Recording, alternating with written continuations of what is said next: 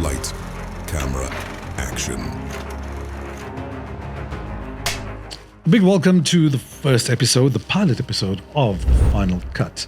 My name is Sivan Pillay, and I'm here with my esteemed guest, all the way from Cape Town, Ashti Harry. I am Ashti Harry, and I'm joined by Sivan Pillay. You know, these podcasts are always great. They're informal.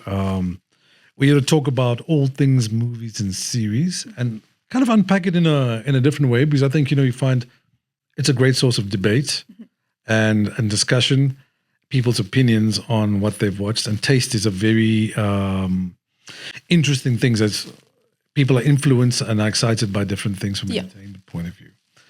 And movies and series, especially in the modern world of entertainment, I think there's so much out there at the moment, so much of content, that to discern between what's good and what's not good, in our opinion, is not always easy. So hopefully, this becomes some kind of informative guide, to give people some kind of information on if they're going to spend 3 hours of their evening watching telly or a movie, what should be on that list. That's kind of the thing. Exactly. And just generally what's happening in the world of entertainment. Now, you're based in Cape Town, right? Yep. Now, you're already at a disadvantage, right? I don't know. I mean, all movies are open in Cape Town too, right? Open as in? As in, they show movies in Cape Town. Oh, yes. Well, I mean, Joburg does have the advantage of a lot of good malls, a lot of well-equipped malls, I should say. Yeah. IMAX, New Metro, Stekenicor. It's like there's such a big variety and it's all in such close proximity to you. Yeah. So, I mean, where I stay in Midrand, there's like 3 or 4 places that I can just, okay, let's go to the movies here. Mall of Africa's got an IMAX. Yes, Mall of Africa, Yeah. Four Ways, Monte Casino, and then if I want to venture out, there's Centurion and Greenstone and Sandton. Whereas I'm lucky that I'm living in Somerset, so Somerset Mall is very close to us. But Cape Town, I mean... Somerset Mall. I'm Yes. sure when you go there, you're like the youngest person there. Yes. Because I know Somerset well. And whenever, we've done a few shoots there back in the day, whenever I'm there, it's always like there's really old people. Yeah. Retirees. Yes. so to No, speak. Somerset is essentially like a retirement town. Yeah. And then there's obviously like newbies from Joburg, like myself, who obviously go there for new opportunities. But yeah, generally the young people are based more in Cape Town. Somerset and Strand are either holidaymakers or retirees. Yeah. But still, it's peaceful. It's nice. It's nice out there. I much prefer There it are to worse the places in the city. world to be at. Oh, 100%, yes. All right. So to start this conversation, I think like a good area to start would be like some of the older picks like movies that we watch that we think, okay, both Amazon Prime, Netflix, I think even Disney, they have deep catalogs generally. Now, people don't know how much of movies are in there because the algorithm, when you go into your menu, what you see is normally the opening layer, which is like the top 10s, the top 10 in drama, the top 10 movies. But most people don't know. On Amazon Prime, for example, Prime Video, so many names, I don't know what it's called anymore, has about 8,500 titles in Africa. Good, yeah. Right? I think, listen, to be fair, I think half of them are Bollywood, apparently. It's not my algorithm, but it's other people's algorithms.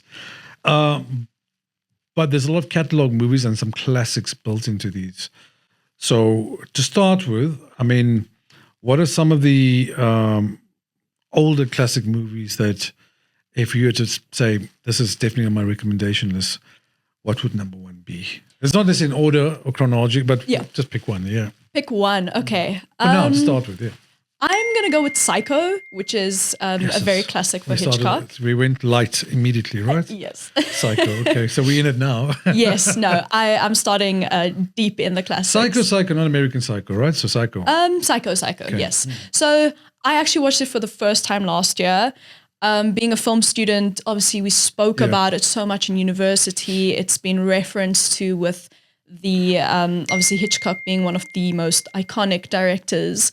And honestly, I went to the movies. It was playing in the, the throwbacks. My brother saw it and he was like, let's just go watch it. And I thought, okay, it's going to be one of those films where you go and you go, okay, I see what the people in that time might have liked and appreciated. Yeah. But for someone born in 2002 who's now in the midst of so much content and movies being produced right now, it's going to be like, okay, I've seen better, or it's cinema has improved since then.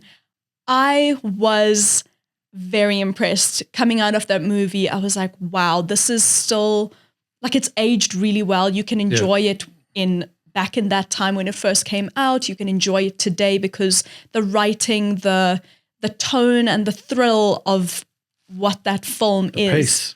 The pace as well. Yes, it's at a beautiful. very measured pace. Yes. Which is I think it's a good point. It's unlike, I think modern movies intentionally are paced way too hectically. So something like a Psycho, if somebody had to make it now, let's assume the same storyline, it would move a lot faster. Yes. It would be a lot more intense. It wouldn't have the same allure that it created at the time, because psychologically what it does to your mind, you end up finding the cadence of how the flow of the movie is going. You go, wow, this is actually beautifully done. Yes. And there's a massive, and that's why I think some of the older movies, Psychos in that particular genre of thriller, they've stayed the course, because if you take the last 20 years of cinema, 25 years even, there are not many thrillers that will sit on a top 10 list. Definitely. Like it's like Cheap Tricks, Theatrics. Yes. Jump scares, and also like modern day, the attention span and the pacing is hand in hand, because I mean, doom scrolling on Instagram or TikTok is like your attention span is so much shorter. So I do understand why the pacing these days is unbelievably fast, but I really enjoyed Psycho because it was paced just right, where you can really sink into it, but it doesn't rush you to be like, okay, did you get all of this information right? We're moving on to the next point. You can sit in that horror and just enjoy being in that moment. And actually, getting a sense of that fear and that, you immersed as an audience. Yes. Yeah. And I think people going to cinemas, the cinema goers at the time when this came out were all kind of, I mean, there wasn't so much of content available at that point. So when somebody watched it, it was like a once a month cinema visit. So it was quite a spectacle to actually be part of and to be that. So it resonated with people for much longer.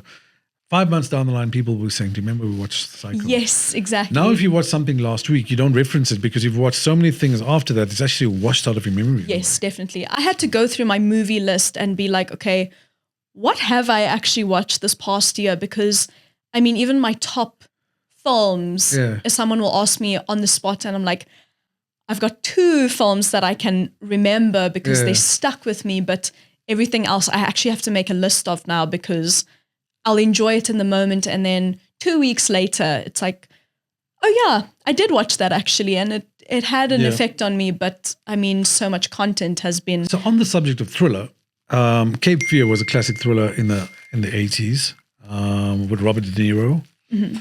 And now they've just about, I think, to re-release it. It's I think it's on now on SVOD, on streamers, with Javier Bardem as the lead. Oh wow! Okay. But they've remade Cape Fear, so I haven't watched the new one yet. But the old one was an absolute classic. Very similar. It's a thriller, and Robert De Niro kind of plays the villain there. Okay. But also it's paced at such a beautiful pace. So I'm very interested to see now the same movie made for like I think almost close to 40 years apart. The original pacing versus the current pacing, and to see how true they kept to that, or if they've changed it a little bit styling-wise, But the first one was iconic, the one with Robert De Niro. Listen, Javier Bardem is easy on the eye. He's a great actor, so I'm pretty sure people will enjoy watching. But I'm not sure whether they made it just to simply make a remake of it, or it's like genuine need that they think people will watch, On a lighter note, I watched over the weekend, and probably for the 100th time, The Pink Panther. Okay. By Blake Edwards, director. Lead on those two, the original Pink Panther, the lead is actually David Niven and Peter Sellers, the two leads. Sellers' career as Clouseau obviously became much more notorious after that first one because he was such a hit as an actor. But that partnership of Blake Edwards and Peter Sellers I find amazing from a comedy point of view. And watching this year, there's scenes of 5 or 6 minutes where there's no dialogue. It's just beautiful action, directed so well, but you absolutely follow it all the way through, and you get the punchline. Yes, exactly. But no words, eh? Yeah.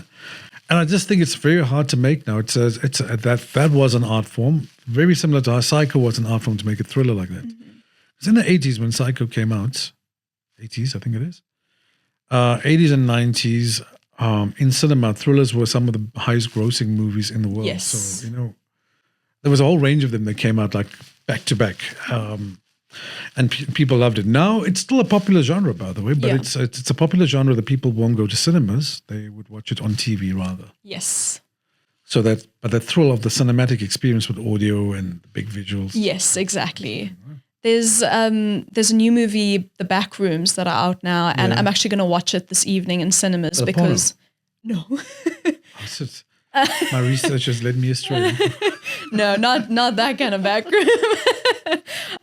No, it's based on that. I think it's like a horror phenomenon of like seeing a place and everyone just sees like this place that everyone feels like they've been there before. Yeah. And they turn it into a game. And apparently the director, who's like a 23-year-old, actually directed the film. So, that's something that a lot of people are like, oh, I'll just wait for it to be released on one of these platforms. But I agree. I think thrillers, very specific movies like The Backrooms, which is a thriller or a horror, and Michael are things that you just have to watch in the theater.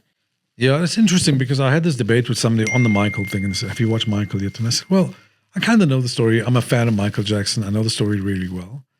And maybe I'll just wait for it to come out. I thought he was horrified. It's like, what do you mean? You have to watch it in IMAX. That's the only way to experience it. And I get what he's saying. But, I've seen Michael Jackson live twice. That is so lucky. And I've got to experience that. So for me, I'm like kind of okay with it. And I'm just glad that the story's out. Yes. And it's been super successful. I think it's surpassed all expectations in global box office, even South African box office. I think the last time I checked 2 weeks ago, in SA box office alone, it earned about 44 million rand, which is incredibly high, by the way, for South Africa. I think there's a few higher than that, like Avatar, a few of the animated series or movies, and maybe Titanic. But that's very, very successful. And what it's done for Michael's legacy, it's created a whole new fan base. It's revitalized. But then, Sun Cake goes and releases a documentary. I was just about to bring that up. Yeah. Yeah. I was so disappointed at how the people were like, oh my word, look how these people around the world, the fans that were during his time, the fans like myself who are just before he passed away, and everyone embraces him and loves him and are literally celebrating this man and his music and everything that he brought to this world. And then suddenly 2 weeks later or something, documentary comes up. Suspicious, right? Very suspicious. I watched the interview with his lawyer, and he said, listen, this is the height of Michael Jackson's revival. In terms of his books are selling, his music has been streamed, the fanfare and the admiration for Michael is like when he was at the peak of his fame. That's how successful the movie has been. And he says, I find it very odd and suspicious and malicious that the documentary will be released raising questions on charges for which he was already cleared. Exactly. So why? If they really wanted to spend their time making a documentary, making it Harvey Weinstein or Jeffrey Epstein. Thank you. Why Michael Jackson? Exactly. Who brought joy to so many people. So I've got a narrative on this here, and it's a global narrative. In terms of how business in the world is run, and it might be controversial, but I couldn't give a fuck. It's true. Also, as you should, is that every time a black person rises to the top, right, in any field, in sports, in entertainment, somebody tries to find a way to tarnish the reputation. Yes. And the equivalent white males or people who have risen to the top, who we know are guilty of certain things, it gets swept under the carpet and forgotten as if it never happened. And it's like a tiring narrative. So I'm glad that Michael is successful. I hope it's more successful. I hope it just that I think the fans were true like us, and it's a range of generations, right? I mean, you and I are separated by about 10 generations, I think. I'm kidding. I'm being... Yeah, I was like, wait, no. But anyway, but I mean, just saying. I mean, you admire Michael the way I like Michael, right? And I grew up I was 10 years old when Thriller was released. Right? Oh, wow. So I remember buying the album and listening to Michael for the first time, trying to look for the glove, just to keep in my pocket, just in case somebody asked. Oh, of course, yes. Trying to dance, learning the moonwalk, being able to do the moonwalk, So we were the height of all of that there. So I think people can say what they want to say. I like what Macaulay Culkin said because he spent a lot of time with Michael when he was young. And he said, despite what everyone's saying, he's never had a bad experience with Michael. Yes. Michael was just filled with love, joy.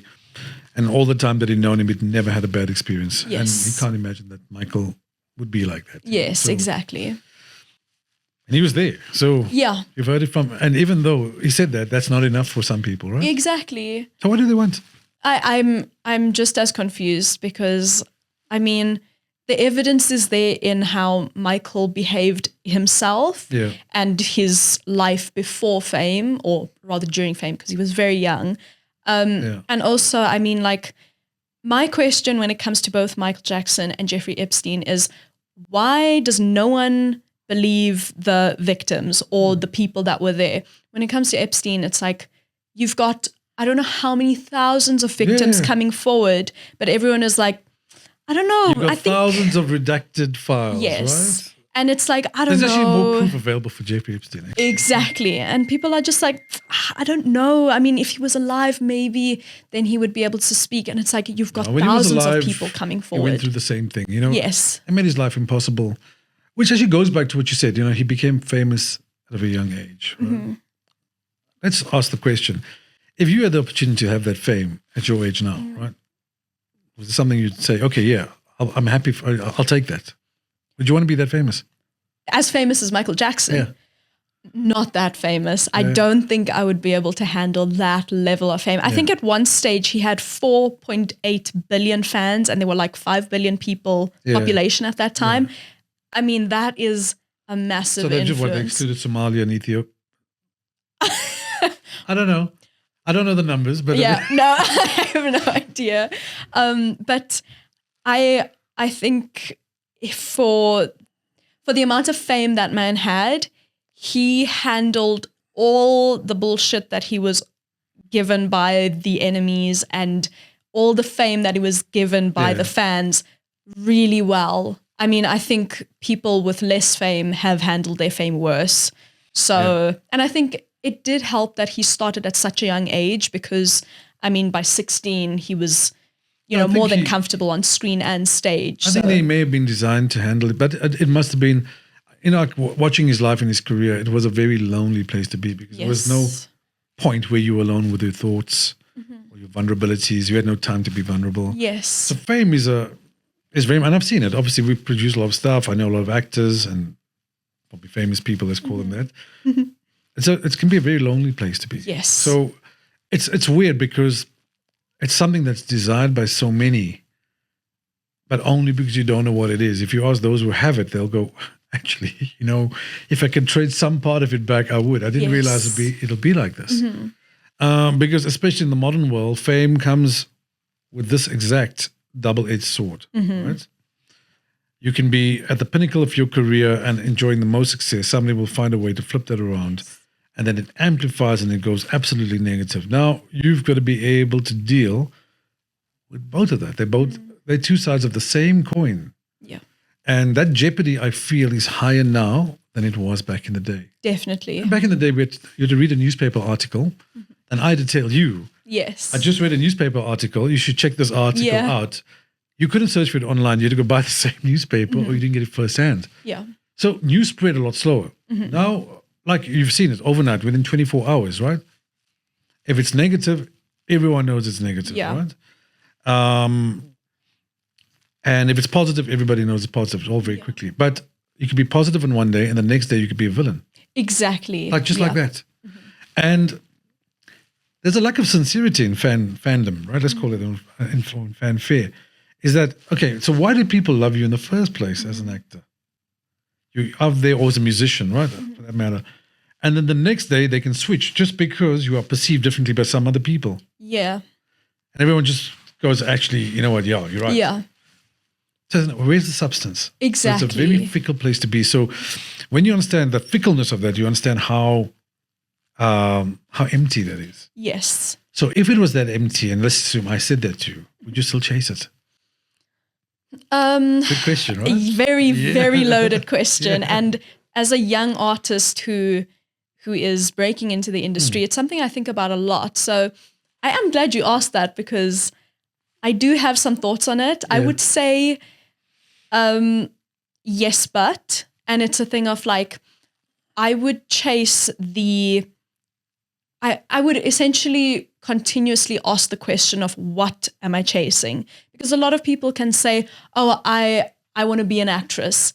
And you go, okay, but why? Who doesn't want to be an actress? Yeah. But why? So the why is important, right? Exactly. Yeah. The why is the most important. Yeah. You can have $1 million coming into your bank account a day, but it's like, why? The why of why you're getting it, but also what are you spending it on and why? So for me, the why is very important, because for me, I just feel this pull towards being on productions and sets, telling stories, being a voice or a face for something that I believe in. I'm not just going to run to the very next rom-com because, I mean, if it's an opportunity, great, but I also want to tell stories that I believe in. I'm not going to portray a story or a person that I don't personally agree with, or that I... unless I am telling a truth that is not exposed, I guess. But also it's like, for me, if you were to hand me fame, if it was a physical thing that you say, here you go, that's yours for life, I would question it, because it's like, okay, but what is the fame for? Is it for just the way I look, or is it for the things that I say? Is it for the quality of performance that I'm portraying? Yeah. So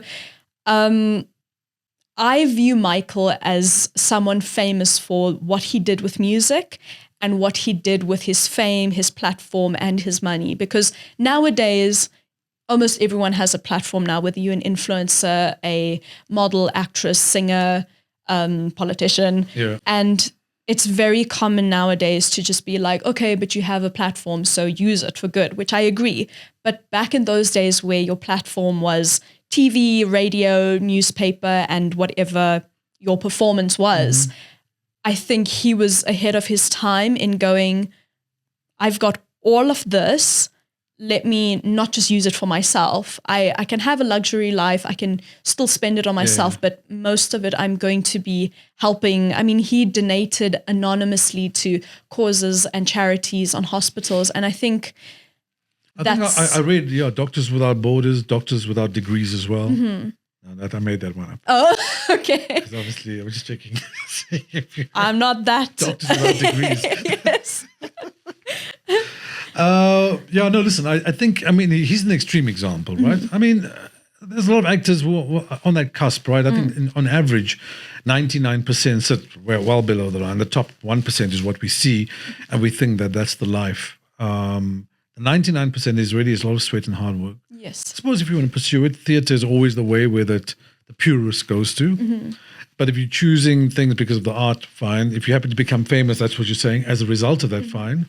But it still does come with the same challenges. Definitely. But here's the thing, right? We've got a bunch of influencers in the world now who make short form videos who are more famous than actors. Yes. And they have a lot less talent, arguably, right? In terms of performance. It's a different type of talent. It's a combination of social intonation, marketing. But I think way too many, and I'll use this word, I think acting still has a degree of authenticity because it's portrayal, right? And you're trying to entertain people. So I think there's something beautiful in that. By the way. Like being a musician. I'm a musician. The Eskimo Rights are available on all streaming platforms. It's the same thing. I do it because I love music, not because I want to be famous. I want to sell lots more music. I make music that I can enjoy and that anyone who listens to it is able to enjoy. Yeah. Does it matter that there's a whole bunch of people that don't listen to it? It doesn't matter to me. Yeah. I'm not dependent on that, right? And I think if you're an actor, you could follow the same philosophy. Definitely. Influencers are very different. The mindset is they need the following. They need the affirmation and the validation. So they desperately seek it out using any means necessary, including the two cheapest tricks, the most popular tricks that they use, is polarization and isolation of audiences, right? Okay, yeah. So, and it's very dangerous, and that's why I think young people are so heavily affected by that now, because it's hard to discern what's true and what's not. It's actually not that hard. They just don't take the time to do that, right? So you've got influencers. So then now where these two things intersect, movie producers, TV producers, directors, etc., or creators go, okay, we've got a great script. Ashti, you're a fantastic actress. However, we've got an actress that's a lot less talented than you, but they have 5 million followers on their Instagram or on their TikTok. Guess how that casting goes? They get it. Correct. You know, I shared something with you recently, and you could see the casting on that particular thing when I shared how the casting played out. You worked out that was exactly the thing, right? Yes. Exactly. So, Yep. and it's disappointing because it means that it doesn't mean that the best people get to the top. It's not meritorious. But guess what? It never has been. That's true. It never has been. I was actually just about to say This that. is just a different mechanism. For Yes. that, right? So the fight is real. I think to stay true and still pursue your path is fine. But I think you also have to be very realistic about your path. But I think the earnestness in saying, I want to act in role. But as I'm saying, it's going to be tough, right? Because if I said to you, I've got a role, it's a villain, it's a notorious villain. People are not, I mean, think about the guy, Josh is in the room with us. Josh, what's the guy who played Joffrey? Jack Leeson. Played Joffrey, character, Game of Thrones. A villain. So hated that people find it impossible to separate, unfortunately for him, his actor persona with his character persona. But he was obviously a very good actor. He did it really well. Yeah. But the character was written in such a way it created a lot of hate for him. So after Game of Thrones, he needed a cooling off period. And even now, I think even after that, it's still lukewarm. Right? Yeah. But try and imagine if you had a role like that and you go, shit, people are going to hate you, Ashti, right? But this is the role. You'd kind of do it, right? Yeah. It really, when I said like I won't portray certain things, it comes with like a very, very thin gray line of like what the story is, what the message in the film is. What did you say? Thin gray line. Great name for a podcast. Thin gray line. Don't take it. It's ours now. But it's, I mean, I've watched a lot of movies and I mean, okay, I can't think of an example right now, but there's certain roles or certain films where I'm like, it's a great film, a great message.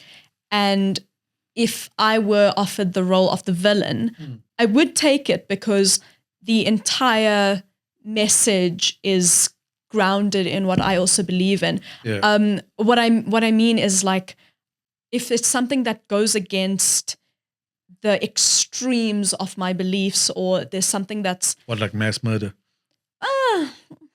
no, I'm kidding. Is that still within the Well, now you see that it's becoming more like gray as I speak about it, because it's like, It's a tough choice to make, right? yes, I think the right answer is you probably don't know until you truly presented with it. yes, exactly. If you're an actor, I think whatever that role is, I think idealistically you'll say, if it aligns with my beliefs. Artistically, you'd say it doesn't matter. Yeah. Because when I play a character, I'm divorcing myself from my personal beliefs. And I think that's an important distinction to be able to make. Yeah. And some actors don't make it. They stay true to that there. But I think the best actors have played difficult characters and they've had to divorce themselves from, they're good people playing terrible roles, right? Yes. Or like hard roles. Yeah. In fact, in acting class, we had this one lecturer who said, don't judge your characters. And I think it's made me also contemplate what you've just said, because, you know, Like, don't judge a cover by its book. The other way, but yes.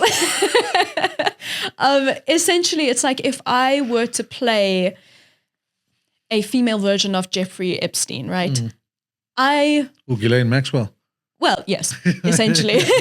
But as a person, I would not want to get into that headspace or whatever. But when you're presented with something and it's a good opportunity to go, if I have to play this person honestly, I cannot judge them. You don't have to agree with them, but you shouldn't judge them. So it's essentially something that actors do have to contemplate where, if I'm playing that character. Role immersion, right? Yes, exactly. Well, I mean, let's use the example we started with, Psycho. For the actor to play that role as authentically as he played it, yes. had to go to a space that was so dark, so believable for him. And it's no different to Christian Bale in American Psycho, Christopher Nolan directed movie, getting into that role, or Joaquin Phoenix in The Joker recently, or any of the classic villains. Heath Ledger in The Dark Knight. You know, really taking it to, when you hear the stories on set about how immersed they were in the roles. Daniel Day-Lewis famously does it too. Yeah, if you want the audience to believe it, you got to get it to that point. You've got to go to a dark place. It doesn't mean that's who you are, but there's a part of you that is that. We all choose what to access, right? Yes, exactly. Actors have one of the best jobs in the world, that you have the complete freedom to access the darkest part of your psyche, where the most valid excuse is for entertainment. Yes, exactly. So let's get out of jail free card. Yes. Obviously, what happens after you have acted is still on you. That is true. Yeah. I think it also depends on how you go about it when you're off stage or screen. I mean, it can affect you badly, like what happened with Heath Ledger, but it's also a thing of so many actors just become so immersed in a certain political opinion or a part of a film that was supposed to be fictional, or just, you do your part for that character and that role.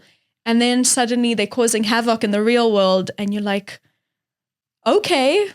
Yeah. And it's a very clear distinction of like who they were and who they are now. And sometimes it's a good growth where they learn something and they're trying to spread awareness or positivity. And then sometimes it's just like you see them dwindling and you're like, okay. Hey, listen, you obviously watch like a lot of TV and right? Yes. And content. Yeah. People in your acting class, or the people that you've acted with or studied with, do you find people who say, I don't watch a lot? Or anything. I don't watch TV. Yeah. Not really. I don't watch TV, but there's just a very clear distinction of what people watch. There's the cinephiles that are into the classics and know everything about every director, every producer, every movie. You get the people that just watch what is mainstream. You get the people that are, no, I only watch what I've read, or I only watch anime because, there's just a very clear distinction. There was very few people, me not included, who are like a little bit of everything. Now, recently, I've become very active in going, okay, cool, let me get a bit into the classics. Let me try something I've not watched before. Let me give a go at French cinema or African cinema. And university did kind of expose us to a little bit, but it was always like, oh man, I don't want to watch this. Like, it's so boring. I want to go watch what's now in cinemas. But it has also trained my mind to go, there is still some beauty to this. We watched this film, I don't know when it was made, I think the 60s or the 70s. It's called Tokyo Story. And it was made in Japan in, again, I'm not sure which era it was, but it was 2.5 hours of not a solid narrative. It was just this old couple and their... Somebody's got their phone on. You know who that is? That's me. Yeah. Yes.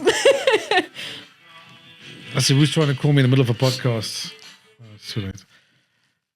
I thought I put this on silence, but anyway, I didn't mean to ruin your... That's okay, don't stress. But let's keep it going as if you were just talking and it never rang. Sure. Yeah. So... that we're keeping in the podcast, by the way. That's going to be a great scene. Oh, yeah, that's fine. That can be part of the bloopers or something. But yeah, so this film, we all watched it in the auditorium, all 40 of us or however many there was. And as soon as we come out, the discussion was, oh my gosh, that was 2.5 hours of our lives wasted. We're not getting that back. That was boring. What was that even about? And then I watched it again, And I was like, this is actually so beautiful because like, for hold on a those, second, 2 hours of just slice of life of these two old Japanese people. And then when you really start to see that there's no narrative, as in there's a purpose in the journey, there's a climax to reach, there's a solution to be made. It was simply just following these two old people.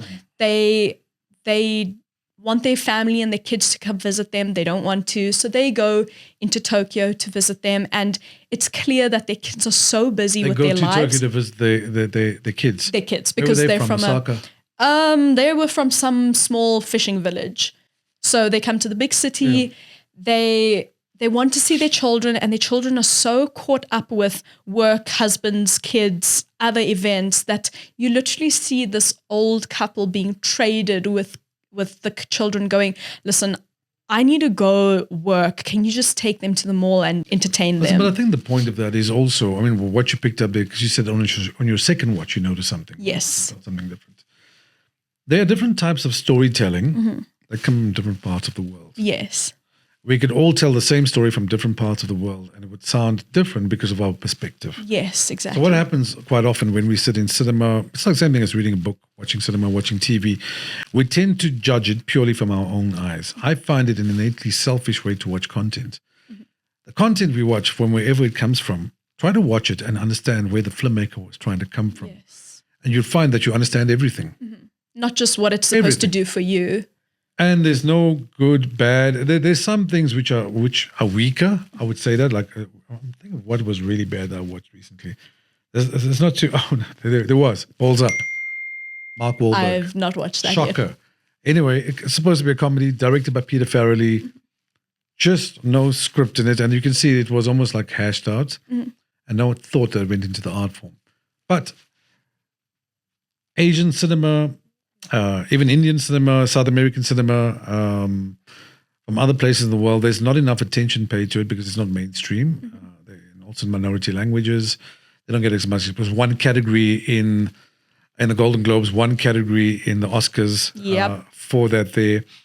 So not enough recognition, so you don't get to see enough of that. With streaming, what it's done, it's got all this content to the whole world now. Definitely. Because it's dubbed and you can watch it. I mean, Parasite is an example, right?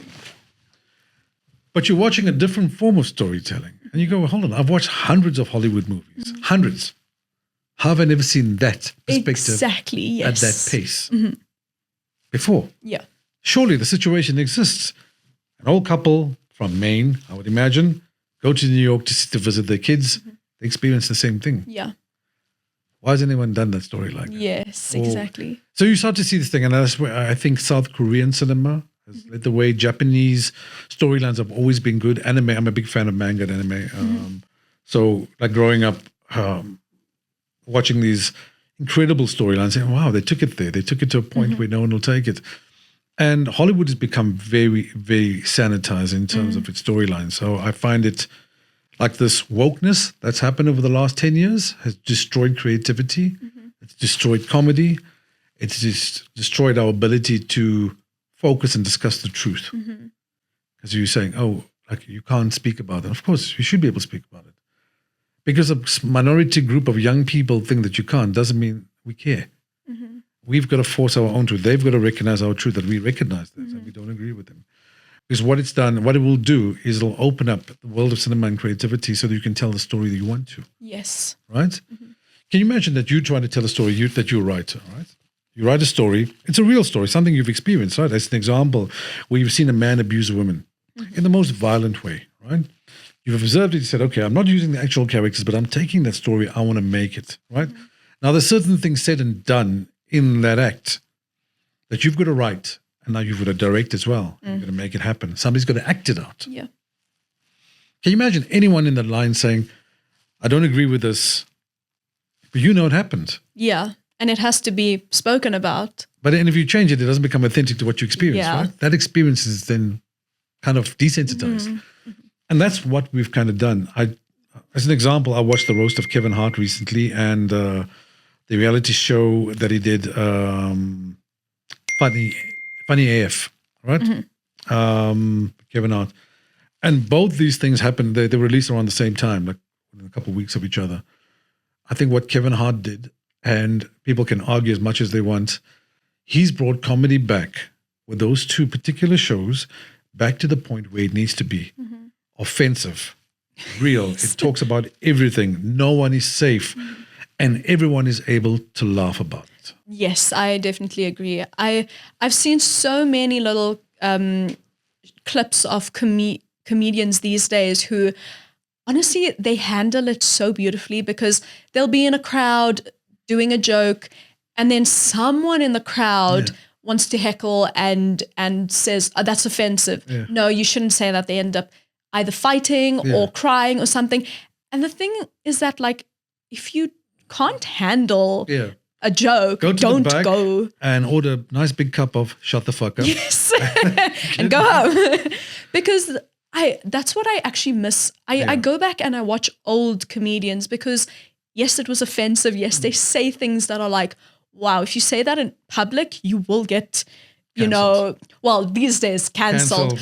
But the thing is that, like, only go to a comedy show if you've prepared got to be offended. prepared to be offended, prepared to laugh, and just be like, you know what? Because there's one thing about comedians that I absolutely adore and respect, and it's the fact that most of them speak the truth that can be both palatable to the public, that obviously politicians either have to lie about or hide or something. There's no gender. And There's the agenda is to entertain. Yes, exactly. The purpose is to entertain, but there's a certain sense of, like, enlightenment in that.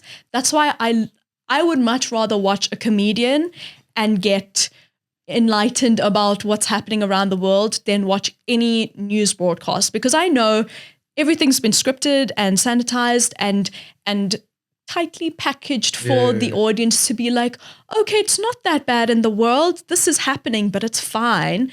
Whereas the comedians, or then obviously activists, are going, this is what's actually happening. You need to be aware, because people are lying to you, or they're hiding it, or they're cutting it out neatly for you to digest. It's not supposed to be easily digestive, but comedians make it entertaining and humorous, where you go, okay, I should be angry with this if it's political, obviously. I should be angry at this, but let me laugh about it because I'm aware of it. And the whole thing is, I mean, comedy is supposed to be observational. It's supposed to be cynical. It's supposed to be satirical, looking at the world, and not to take ourselves too seriously, but to laugh at the craziness and silliness of the truth. Right? Yes. Real situations and how absurd it can be. There's a lady in this Funny AF. She gets to the semifinals. So she must be in her 30s, I reckon. But her entire set, right through the competition, right, was really about her vagina. Oh, okay. She owned a vagina, and she celebrated vagina, and she entertained us with her vagina. Yes. And all the jokes were really about fucking in a vagina, right? But this is coming from a female, where I think, like, for the last 5 or 6 years, it was hard to do that type of comedy. Yeah. But she found a way to make that funny in every set that she did. And that was consistent right through the sets. She couldn't give a fuck. She just went for it. Yes. Right? And I love that about it, because it needs to exist. Yeah. It needs to exist that people can find laughter in discomfort, laughter in adversity.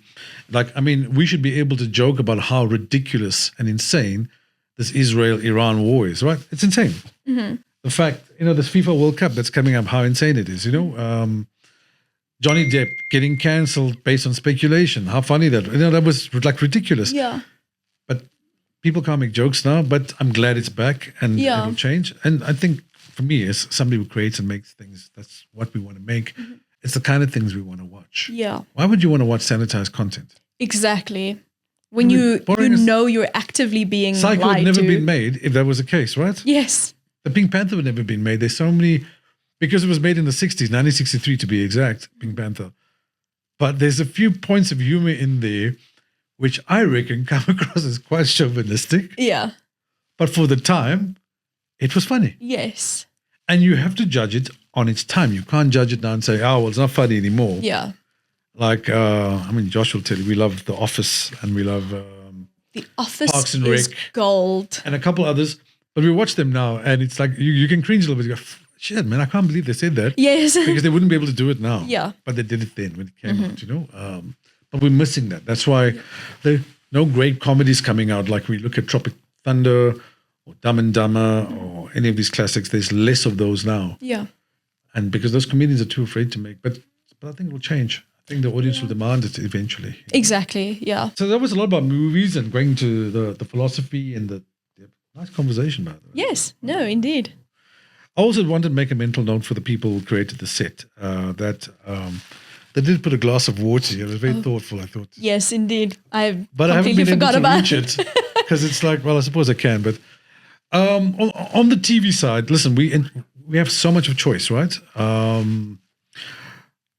On the TV side, it's very difficult to pick. If you go into any of the streaming platforms or even TV, man, it's like 100 things you can watch in any one night, right?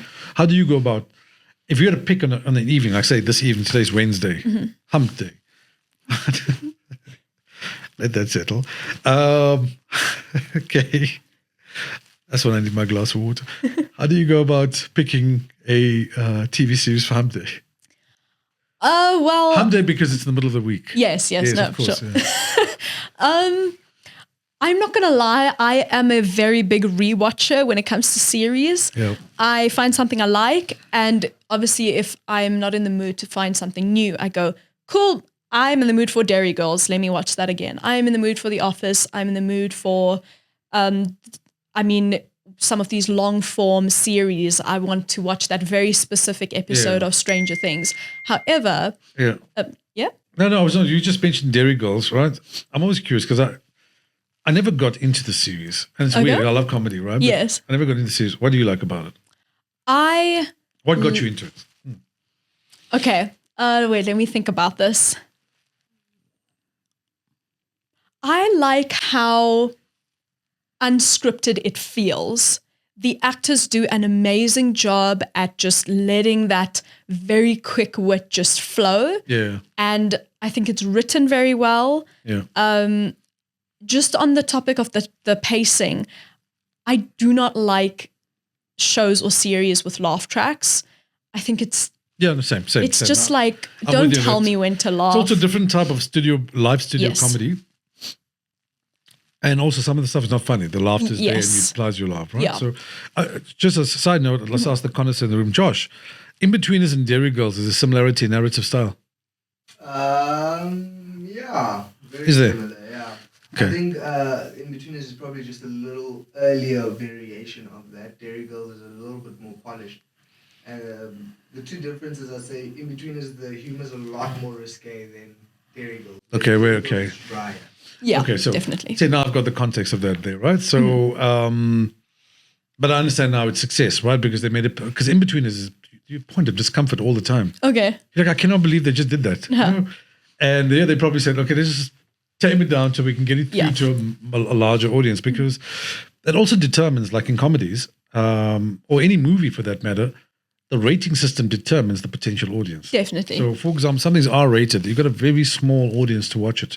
So you'll see that the superhero movies, comedies have this big problem where, right, how risque do we go? That determines your total audience. And they've got to water certain themology down to get it to the largest possible. Yeah. So I think Dairy Girls probably did it well and got to a lot more people. Yes, I think Dairy Girls did a good job with, as you said, like dry humor and the quick wit. I mean, Dairy Girls is not something that you put on while you're cooking. Yeah. It's, okay, for me You personally. put it on while you're ironing. No. I literally have to sit, no distractions, watch, subtitles on, because I cannot watch anything without subtitles. Dairy Girls, because also sometimes the accent, they're talking fast and the accent is... I know people watch Pornhub like that, but I mean... Oh, really? Okay. I say I know people, not me per se. I don't know what that is, but I mean, I'm saying I've heard Okay. through friends. Sure.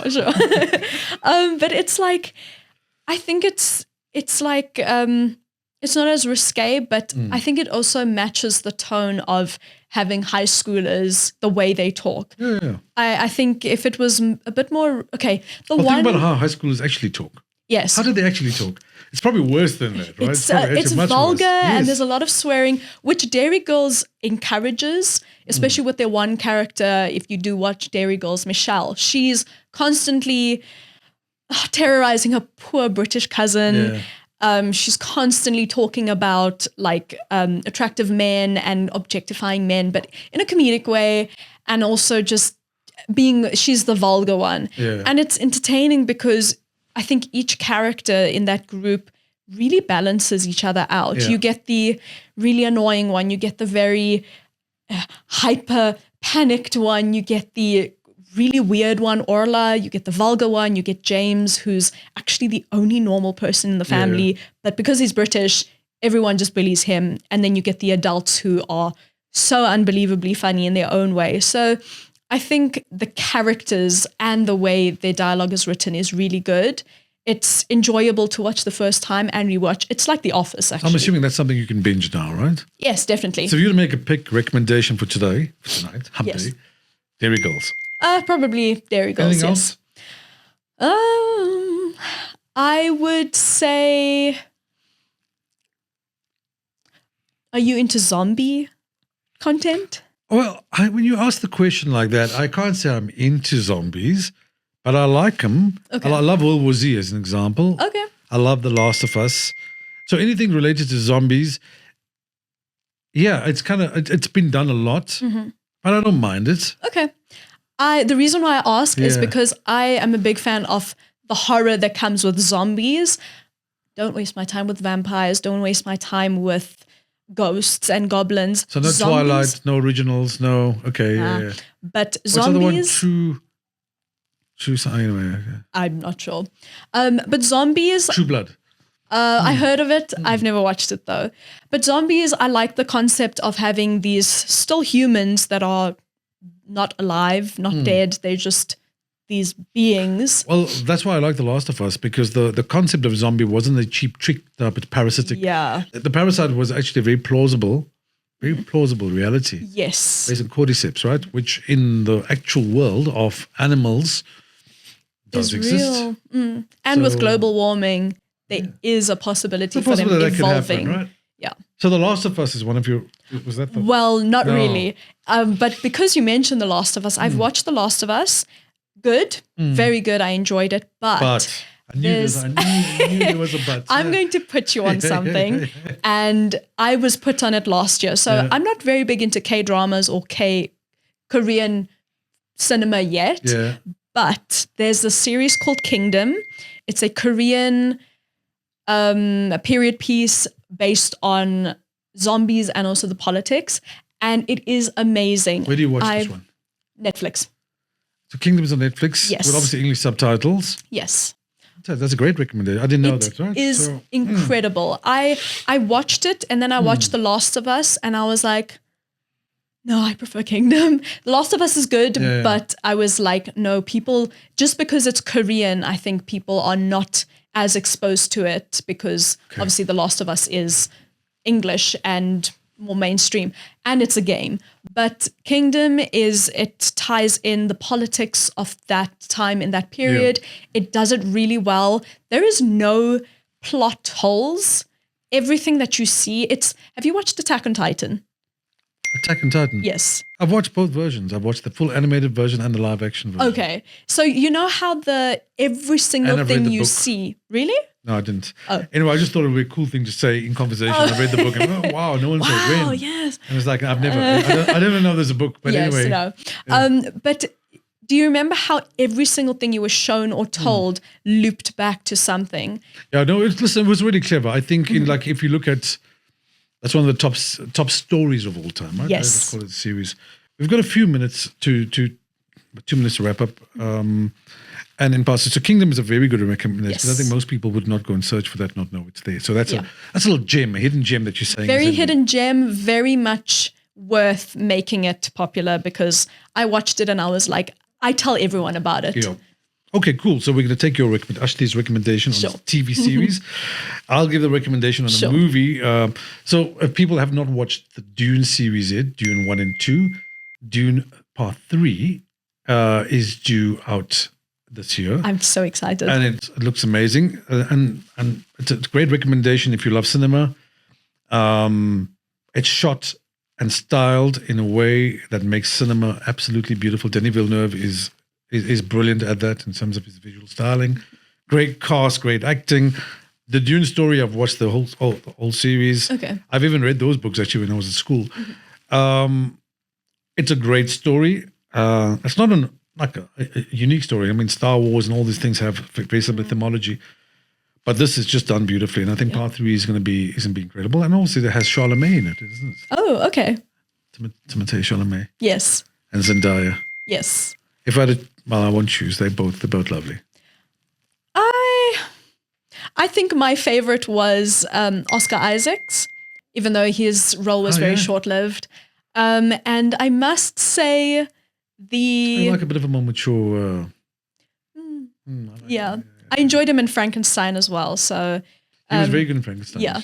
I enjoy him a lot. I think Zendaya and Timothée Chalamet are obviously very mainstream, but I do understand why. I think there's certain artists that are mainstream where I'm like, I think they just suddenly got a lot of fame and they're famous, but they're average. But I think Zendaya especially is wonderful. What? As a person, as an actress, as a human being. As a human being, just all rounder. Well, there you go. You've got on the first episode of Final Cut, you got some great recommendations, some incredible discourse. Thank you, Ashti. Thank you to you such too. a beautiful co-host and company for this evening. And you've got 2 recommendations. You've got, well, actually a bit more than that for television and film. And you've got to understand some of the background and thoughts behind these things from a filmmaker or producer's perspective, from an actor's perspective, and from a creator's perspective. So look forward for more of these with Ashti and I, where we will be unpacking more in the cinematic world of entertainment, television, and not porn. That was a joke. Yes, no, I know. So see you all next week. Cool, see you.